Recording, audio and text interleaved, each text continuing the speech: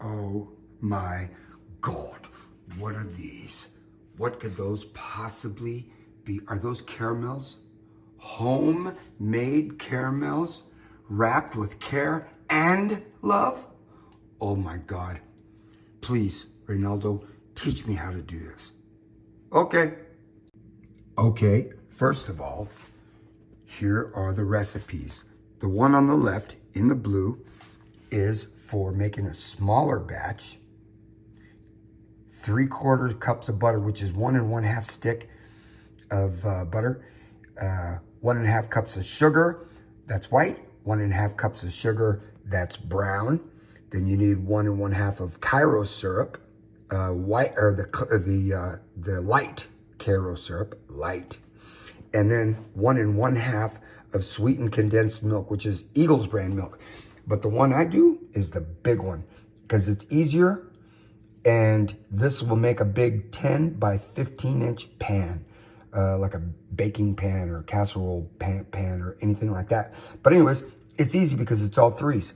3 sticks of butter, 3 cups of white sugar, 3 cups brown sugar, 3 cups of Karo light syrup, 3 cups of Eagle brand sweet condensed milk. You put all that into a big old pot, bring it to a boil, and then stir every 60 seconds for about 35 to 40 minutes. I would go closer to the 40 minutes.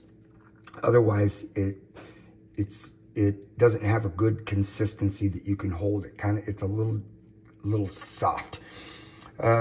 Anyways, but that's that part. So now let's get to the cooking. Okay, once again, these are the ingredients you need. This will make the big batch. This will make the big batch for that bad boy. But anyways, if you're gonna make the smaller one, then what you would do is use, actually, one of these things, you could use 1 and only half of this because you can restore it and save that for later. And then you would only use 1 1/2 stick of butter. And then 1 1/2 cups of sugar. Anyways, I'm not gonna confuse it because I'm making the big bad boy today because you got a lot of kids, you got neighbors, you got stuff like that, so it's good to make a big old ass batch. All right, so here we go. Okay, I forgot about the 3 cups of Karo light syrup, light corn syrup, 3 cups, okay. Okay, first thing though, and you already know this, wash your hands like a surgeon all the way up the wrist. Wash everything, very, very important, especially if you're gonna make caramel. Okay. Okay, if you're gonna make the bigger batch, this is it. You can use context of my hand for the size of these. That's a 10 by 15. And this one is the other one. Anyway, for the smaller batch. There you go, there's those two. What we're gonna do too is while we're cooking this stuff, we're gonna butter these up really good. We're gonna tell them nice things about themselves. No, we're gonna put butter in them. And we'll get to that. Actually, I'll show that part. Okay, for the larger pot, this is the one I use. And well, I guess that's it. This is the one I use. Okay, now I've added all the ingredients and I'm stirring. And I wouldn't use a plastic spatula or a plastula. Anyways, because you need to be able to bear down on the bottom and scrape that up. Otherwise, it's going to crystallize when it's cooking. Become somewhat of a caramel expert. And then the flame, I don't know if you can see that, should be about that size. And eventually we're going to lower it just a little bit when it starts to boil even better. But so far, that's where we're at. And here's a very important point. Do not start timing the cooking of this until it comes to a boil. At that point, you go 35 to 40 minutes. Once it's boiling, you put on a timer for 35 to 40 minutes. But I would say closer to 40 minutes, man. Get it up, like, I should have said 38 and 40 minutes. But anyways, all right, so there we are. We're cooking. So now I'm gonna do this. Actually, I'm gonna turn the flame way up, but now I'm gonna have to keep constantly stirring because it will crystallize. But what we're gonna do is try to get this to a boil a little quicker. And this is dangerous to do because it can start to crystallize. But I'm in a hurry today. I'm in a hurry because Suzanne wants to come in and do a deep clean on the kitchen. And so I want to have all this stuff out of the way.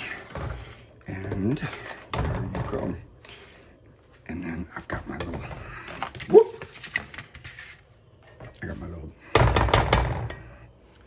normally I would scrape that spatula, but for the sake of the video, I'm just gonna do that.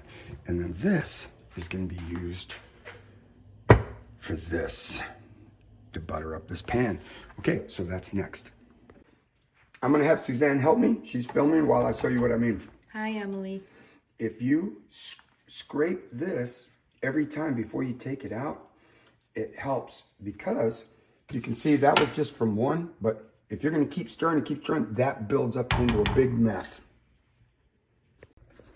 Also, this is what I'm talking about. You gotta keep stirring, otherwise you get little crystallized specks off the bottom. I don't know if you can see those pretty well, but those are like really hard, brown sugary, hardened crystalline specks. Anyways, gonna keep stirring now. Now's the time. Okay, here we go. You can see it's finally starting. And this took about 15, almost 20 minutes to get it to where we're finally getting this. Now, you can start your timer. Okay, still cooking, nice healthy boil. Color is still way too light, but it's gonna be super delicious. Getting very close, and this is the color. This is how much it should be boiling. Is the color, this should be about the consistency, maybe just a couple minutes longer. Just a couple minutes longer. Not much, because we are almost there. Okay, just poured it into the pan. Woo, and it's gonna start cooling.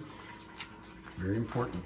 If you get little drips like this on the floor, be sure and get them up before the spouse sees them. What we're gonna do like this.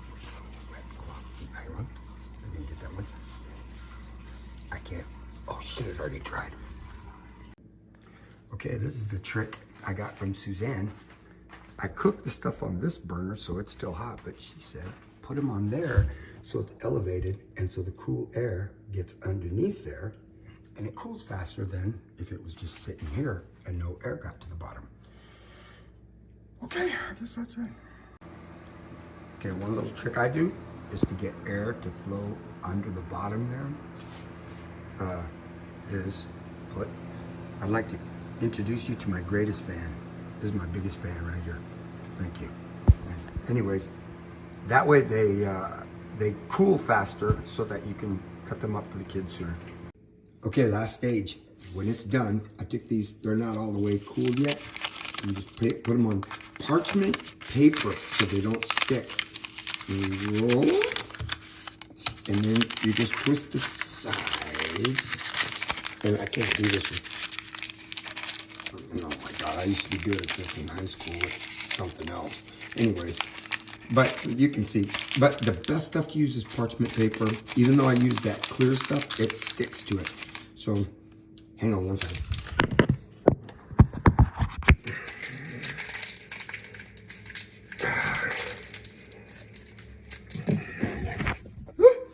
There it goes. That's how it should look. Something like that. Okay, honey.